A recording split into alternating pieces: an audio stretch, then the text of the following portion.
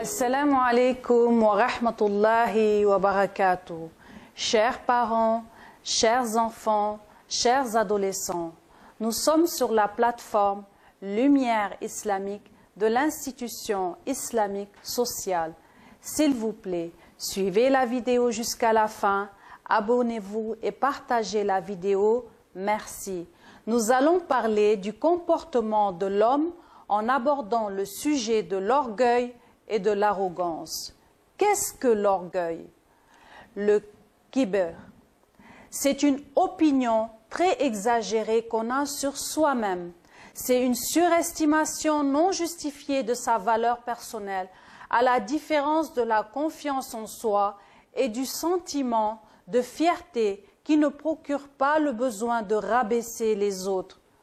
L'orgueil se manifeste par le complexe de supériorité et le besoin d'être reconnu par autrui pour exister. L'orgueilleux est une personne qui a une fierté légitime d'elle-même, un amour propre, excessif, et qui aime se vanter, dénigrer les autres et remettre la faute sur le dos des autres sans se remettre en question. L'homme orgueilleux est fier de lui-même et méprisant pour les autres. Il aime montrer sa richesse en adoptant une attitude hautaine et refuse généralement d'admettre ses erreurs. Mais qu'est-ce qui caractérise l'orgueilleux? C'est le dédain qu'il éprouve pour les faibles ou les pauvres parmi les gens. Dans le Coran, de nombreuses sourates parlent de l'orgueil. Prenons la sourate Ghafir, le pardonneur, au verset 27. Allah subhanahu wa ta'ala dit A'udhu billahi minash shaitanir rajim Bismillahir rahmanir rahim Wa qala Musa inni a'udhu bi rabbi wa bi rabbikum min kulli mutakabbirin la yu'minu bi yawmil hisab. Moussa, paix sur lui, dit Je cherche auprès de mon Seigneur et le vôtre, protection contre tout orgueilleux qui ne croit pas au jour du compte. Dans la même sourate Ghafir, verset 60, Dieu dit « Appelez-moi, je vous répondrai. Ceux qui par orgueil se refusent à m'adorer entreront bientôt en enfer humiliés. » C'est le kibir, c'est le kabir, propre à Iblis et à Pharaon, et de tous ceux qui par orgueil nient la foi, renient complètement la foi, et que Dieu décrit en disant « Est-ce qu'à chaque fois qu'un messager vous apportait des vérités contraires à vos souhaits, vous vous enfliez d'orgueil? Vous traitiez les uns d'imposteurs et vous tuez les autres ?» Sourate Al-Baqarah, la vache, verset 87. Car celui dont le cœur possède ne serait-ce que la moitié d'un grain de moutarde d'orgueil ne peut prétendre rentrer au paradis. Prenons l'exemple de la sourate Luqman, verset 11, où Dieu dit « Nous avons donné la sagesse à Luqman, lui disant « Sois reconnaissant envers Dieu, qui est reconnaissant envers Dieu, n'est reconnaissant que pour soi-même. Qui est ingrat envers Dieu, n'est ingrat qu'envers lui-même. » Dans le verset 12, Luqman dit à son fils « N'associe aucune divinité à part moi, Dieu, à part Dieu. » En vérité, l'association est certes une injustice immense. Verset 13. Nous avons commandé à l'homme la bienfaisance envers ses pères et mères. Sa mère l'a porté, subissant pour lui peine sur peine. Son sevrage a lieu à 2 ans. Verset 16. Toujours sourate Luqman. Ô mon cher fils, accomplis la prière, ordonne le convenable et interdit le blâmable. Sois constant devant ce qui t'atteint. Tout cela fait partie des bonnes dispositions.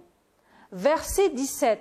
Des hommes ne détournent point le visage, ne va pas sur la terre plein de morgue. Allah n'aime point l'insolent plein de glorioles.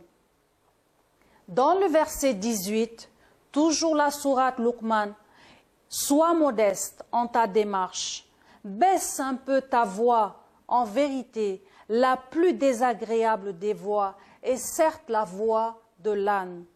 Verset 19, n'avez-vous pas vu qu'Allah a soumis pour vous ce qui est dans les cieux et sur la terre et qu'il a répandu sur vous ses bienfaits, manifestes ou cachés.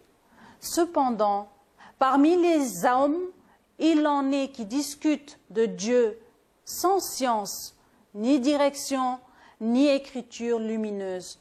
Dans cette sourate, toujours Luqman, nous lisons d'abord un ensemble de descriptions des caractéristiques des croyants, purs, muttaqin, de ceux qui nient le jour de la résurrection, munkirin, et des oppresseurs, mustakbirin. La sourate Luqman contient généralement une invitation à la sagesse et à la moralité dans le cadre de l'unicité divine. Cette sourate aborde aussi la gloire et l'importance du Coran pour guider les êtres humains, classe les êtres humains en hommes de bienfaisance et en despotes et mentionner leur destin. Disons sur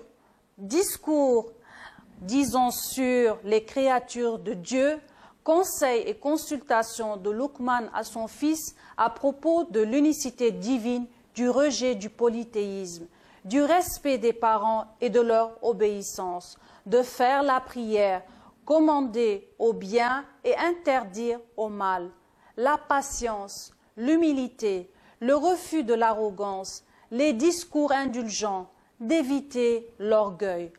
Il y a encore d'autres sujets qui sont abordés dans la sourate Luqman, mais restons-en sur le sujet de l'orgueil et de l'arrogance. L'orgueil faisant partie des péchés du cœur est un acte blâmable, c'est un caractère blâmable que Dieu a interdit d'avoir, car cela inscrit dans le Coran, honoré dans plusieurs sourates.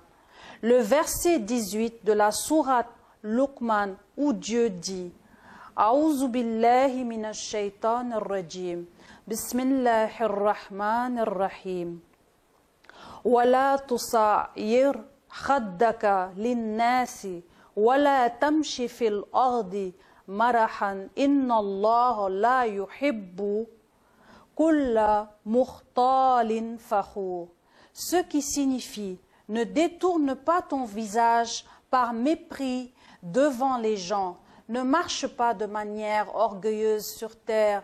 Certes, Dieu n'agrée pas tous ceux qui sont orgueilleux, imbus d'eux-mêmes. Que Dieu nous fasse miséricorde par la réussite, qu'il n'y ait pas ce péché du cœur, l'orgueil. Dieu dit même « Wala tusa'ir khaddaka linnas » Ne te détourne pas des gens par orgueil, va vers eux plutôt avec ton visage en étant modeste. Ne leur tourne pas ton visage de sorte qu'ils ne voient que ton profil comme le font les orgueilleux. Dieu dit « Wala tamshi fil ardi marahan » Ne marche pas sur terre imbu de toi-même. L'orgueil est pour la plupart des cas une cause pour de nombreux problèmes auxquels beaucoup de personnes sont confrontées dans ce monde, en plus de ce que cela entraîne pour la personne comme châtiment douloureux dans l'au-delà.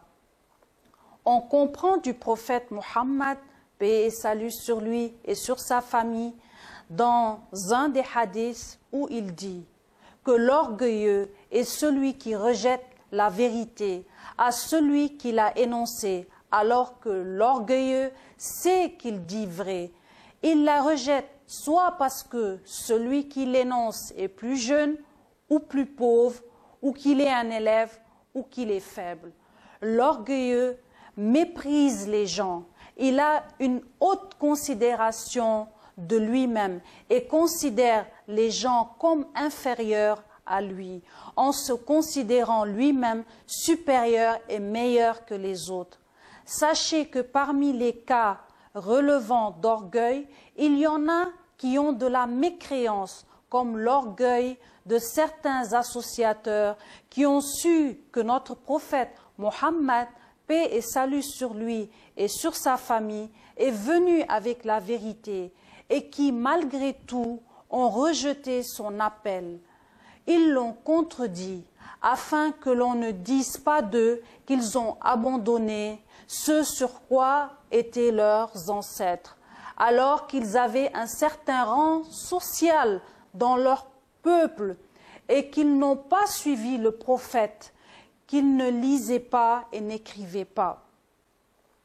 Sous prétexte que ceux qui le suivaient étaient pour la plupart des pauvres et des démunis.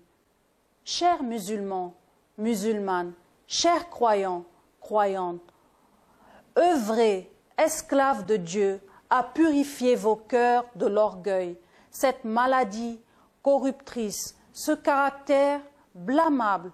Celui qui a ce caractère, qu'il se guérisse, qu'il se soigne, qu'il soigne son âme, qui le pousse vers le mal, en étant au service des pauvres et des nécessiteux, en cessant d'être hautain vis-à-vis de tous, en s'engageant d'accepter la vérité, qu'elle provienne d'un aîné ou d'un jeune, qu'elle provienne cette vérité d'un pauvre ou d'un riche. En effet, l'honneur et le haut degré de celui qui est modeste n'échappe pas à quelqu'un d'intelligent, comme l'a dit le prophète Mohammed, paix et salut sur lui et sur sa famille. Ma tawada'a ahadun lillahi illa rafa'ahu Allah. Ce qui signifie, il n'est pas une personne qui fasse preuve de modestie par recherche de l'agrément de Dieu, sans que Dieu ne l'élève en degré. Et le prophète, paix et salut sur lui et sur sa famille, disait aussi, alors qu'il est lui-même le maître des modestes et l'imam des pieux, Allahumma ahyini miskinan aw mutawadian aw amitni miskinan ay mutawadian wahshurni fi zumratil masakini yawmal qiyamah. Ô Dieu, fais que je vive en étant modeste, que je meure en étant modeste et que je sois rassemblé au jour du jugement avec ceux qui sont modestes. Que Dieu t'honore, ô prophète, ô toi, ô notre messager de Dieu, toi qui es le meilleur des modèles et des exemples à suivre. Que Dieu vous accorde de le suivre parfaitement. Ayant tenu mes propos, je demande que Dieu me pardonne, ainsi qu'à vous-même, que nous soyons des personnes modestes, que nous baissons le ton de notre voix, que nous acceptons d'être corrigés et de changer notre comportement, notre mauvais caractère, cet orgueil mal placé, cette arrogance, ce mépris, cet enflement de soi-même où on ne tire aucun profit ni dans la vie d'ici-bas, ni dans l'au-delà. Comment y remédier? Déjà, il consiste à en prendre conscience qu'on a ce défaut et que ce vilain défaut est blâmable. Ce défaut peut te nuire ici et dans l'au-delà. Je dois me rappeler à chaque instant que je suis qu'un faible devant Dieu, exalté soit-il, un pauvre, indépendant et impuissant. Alors, de quoi pourrais-je ou bien s'enorgueillir? Je dois chercher la compagnie des gens pieux et humbles. Je dois lire la biographie du prophète Mohammed, paix et salut sur lui et sur sa famille, car celle-ci renferme de nombreuses leçons, telle son attitude lors de ses victoires sur ses ennemis, sa manière de se comporter avec sa famille, ses compagnons, sa communauté. Lorsque l'un d'eux commettait des erreurs, je dois multiplier les visites aux gens malades et éprouvés. Je dois aller au cimetière, me rappeler où sera ma dernière demeure, rendre visite le prisonnier, car cela attendrit le cœur et le rend plus humble. Alhamdulillah, wassalatu wassalamu ala Sayyidina Muhammad wa alihi. Wassalamu alaikum wa rahmatullahi wa barakatuh.